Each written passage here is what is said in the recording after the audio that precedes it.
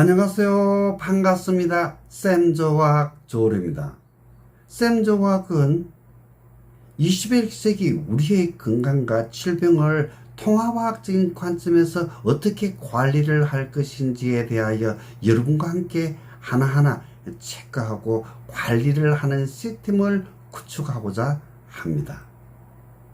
오늘의 주제는 종합영양제와 항산화제 시대라는 주제로 여러분께 말씀을 드리고 싶습니다.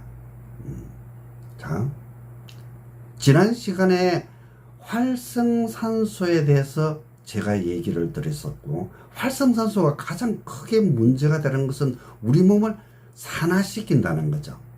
우리 몸을 산화시킨다는 것은 결국 우리 몸이 늙게 되고 병들게 되고 결국 죽게 된다는 전제 조건이 깔리게 되는 거죠. 여기서 우리가 두 가지를 생각해야 되거든요. 우리 몸의 입장에서 활성산소를 보호할 수 있는 보호장벽을 만드는 것과 그게 부족했을 경우에 외부적으로 우리 몸을 보호하기 위해서 우리가 얻는 방법이 있거든요. 제가 얘기하니까 복잡할 거 하나도 없습니다. 즉 활성산소를 제거하는 것이 우리는 항산화라고 얘기했지 않습니까? 그죠? 우리 몸 자체 내에서 항산화 효소를 개발했거든요. 그런데 이 항산화 효소가 어느 정도 한정이 되어 있다 보니까 다 항산화를 못 시킨다는 얘기죠. 활성산소를 좀 더 제거시키지 못하기 때문에 우리는 항산화 물질이 필요하게 되는 겁니다. 그래서 우리는 항산화제를 복용하는 시대에 살고 있다고 여러분들이 이해를 하시면 되는 거거든요. 이게 가장 큰 핵심. 활성산소로 인해 가지고 우리는 노화와 질병과 즉 사망하게 되는데, 이 활성산소를 제거하기 위해서 우리 몸은 몸 자체 내에서 항산화 효소를 개발했고 방어하고 있다. 그러나 그 양이 부족하다 보니까 외부적으로 항산화 물질을 보충해야 되는 시대에 살고 있는 것이다. 그래서 우리가 얘기했던 가장 큰 핵심은 항산화와 활성산소에 대한 거거든요.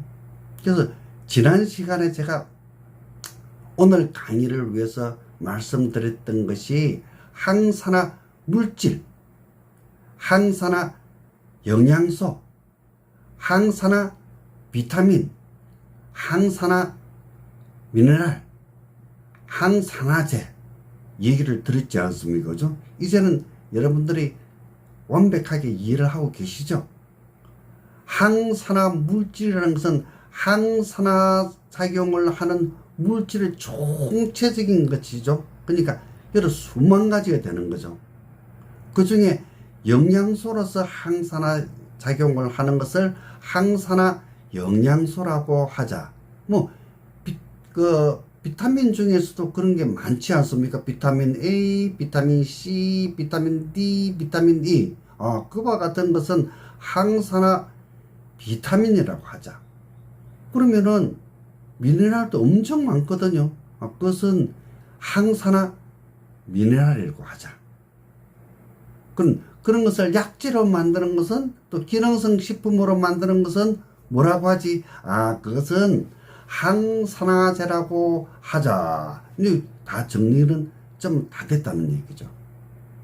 자, 여기서 이제 오늘 조금만 비춰주게 될 게 뭐냐면, 우리 몸에서는 활성산소라고 얘기하고 몸을 산화시킨다고 얘기하는데, 그러면 우리 몸에서는 어떤 활성산소가 만들어지느냐? 그래서 크게 한 4가지 정도를 여러분에게 말씀드리고자 하고 있습니다. 자, 4가지 중에 첫 번째가 슈퍼사이드 라디칼이라고 합니다. 자, 오늘은 구체적으로는 얘기를 못합니다. 다른 게 있기 때문에. 두 번째는 과산화수소, 세 번째는 일중황산소, 네 번째는 하이드록실 라디칼이라는 거거든요. 오늘은 하이드록실 라디칼만 조금 설명하고 항산화 물질에 대한 설명을 하겠습니다. 자, 하이드록실 라디칼은 항산화 물질이 엄청나게 몇만 가지가 있는데 아직까지 하이드록실 라디칼을 제거하는 항산화 물질을 찾아내지를 못했거든요. 2006년 이전까지는. 고로 2006년 이후, 2006년에 하이드록실 라디칼을 제거하는 항산화 물질이 발견이 된 거죠. 그게 수소입니다. 수소. 어떻게 보는 것 같으면 여러분 재밌습니다. 근데 이걸 조금 이제 계속 풀어나갈 겁니다. 그래서 결국 우리가 하이드록실 라디칼 때문에 노화가 되고 질병이 오고 결국 죽기까지 된다는 얘기죠. 하이드록실 라디칼을 잘 관리를 하는 것 같으면 150년, 200년, 300년도 살 수 있는 가능성을 찾아낼 수 있다고 여러분들이 이해를 하시면 참 좋겠습니다. 그리고 오늘 제가 항산화 효소라고 얘기했죠. 우리 체내에서 항산화 활성산소를 보호하기 위해서 항산화 효소를 개발한다고 얘기했지 않습니까? 그거 네 가지를 말씀을 드리고자 합니다. 항산화 효소 중에서 가장 첫 번째는 수폭사이드 라디칼이라는 겁니다. 수폭사이드 라디칼을 제거하는 수폭사이드 디스무타제라는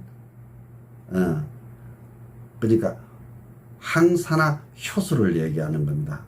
왜 그러냐면은 이게 수폭사이드 라디칼을 제거할 수 있는 항산화 효소가 수폭사이드 디스무타제라는 겁니다. 제가 순간적으로 조금 잘못 얘기를 드려서 죄송합니다. 두 번째가 카탈라제라는 우리 그 항산화 효소고 우리 몸에서 만들어지는 겁니다. 우리 몸에서 만들어지는 세 번째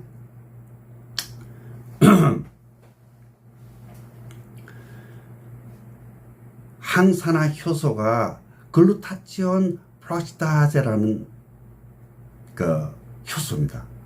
아마 지금 상품으로 엄청 많이 나와 있을 겁니다. 네 번째가 수소분해 효소거든요. 아직까지 이 수소분해 효소에 대해서는 우리 인류가 많은 논문이 나와야 되는 겁니다. 아직까지 연구는 계속 하고 있는데 큰 결과는 얻지를 못했거든요. 그러나 2006년도에 수소가 활성산소를 제거하는 항산화 물질로 등극된 것과 같이 새롭게 많이 부각이 될 것으로 저는 보고 있습니다. 자, 그래서 항산화 물질, 항산화 영양소, 항산화제를 우리가 복용하는 이유가 뭡니까? 첫 번째는 활성산소를 제거하는 거거든요. 그게 돼야만이 노화를 갖다가 지연시키는 거죠. 세 번째는 질병으로부터 어느 정도 자유를 얻고자 하는 거겠죠. 질병을 어느 정도 우리가 보호하는 거겠죠. 결국은 장수죠. 우리가 오래 살기 위해서 하는 거거든요. 그런데 제가 얘기 드린 바와 같이 항산화 성분, 항산화 물질이라는 것은 여러 수만 가지거든요. 그 수만 가지를 다 우리가 복용을 할 수는 없거든요. 그래서 가장 골고루 조금씩 첨부돼 가지고 있는 것이 종합 영양제라고 저는 보고 있거든요. 그래서 지금 우리는 종합 영양제의 시대라고 저는 강력하게 얘기를 하고 싶습니다. 여기에서 종합 영양제와 우리의 영양실조에 대해서 얘기를 조금 드려야 될 것 같습니다. 20세기의 영양실조의 우리의 성분과 21세기 우리도 영양실조로 인해 가지고 저 세상을 가게 될 거거든요. 그러면은 21세기 지금의 영양실조의 성분은 분명히 다르겠죠. 이와 같은 것을 여러분들이 꼭 기억을 해 주셔야 되는 겁니다. 우리는 종합 영양제를 복용하지 않은 것 같으면은 영양실조를 걸릴 수도 있다는 전제 조건이 여러분에게 꼭 아셔야 되는 것으로 여러분에게 말씀을 드리고 싶습니다. 그리고 저는 여러분 지금 여러분 체내 활성산소가 얼마나 있는지 한번 측정해 보신 분이 계세요? 왜? 활성산소를 줄이기 위해서 우리는 항산화제를 복용하고 있지 않습니까? 그죠?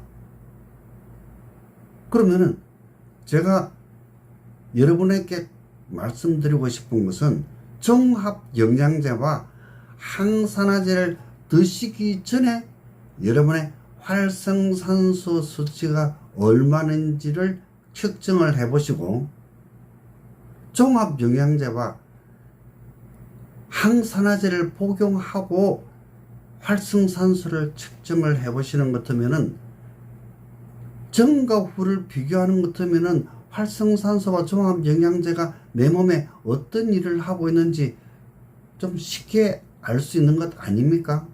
당연하겠죠. 그것을 저는 여러분들이 시스템적으로 자기 관리를 하게끔 만들어 드리고 싶다는 것이 가장 큰 핵심입니다.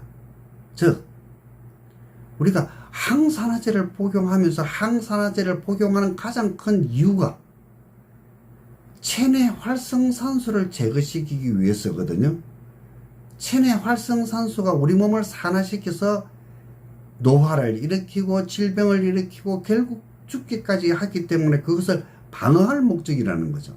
그럼 내 몸에 활성산소는 얼마나 있는지 여러분 알고 항산화제를 복용하시냐는 얘기를 꼭 물어보고 싶다는 얘기죠. 그래서 샘조학은 여러분에게 강력하게 권하고 싶은 것은 이제는 여러분 체내에 활성산소가 얼마나 있는지에 대한 측정을 해 보시는 것을 적극적으로 권하고 있으며 또한 오늘의 주제인 종합 영양제와 항산화제를 복용해야만 우리가 건강 장수를 할 수 있는 겁니다. 즉 건강하게 100세까지 장수를 할 수 있다고 여러분에게 말씀을 드리고 싶다는 얘기입니다. 오늘 강의가 여러분의 건강과 질병에 도움이 되셨다면 구독, 좋아요, 알림 부탁합니다.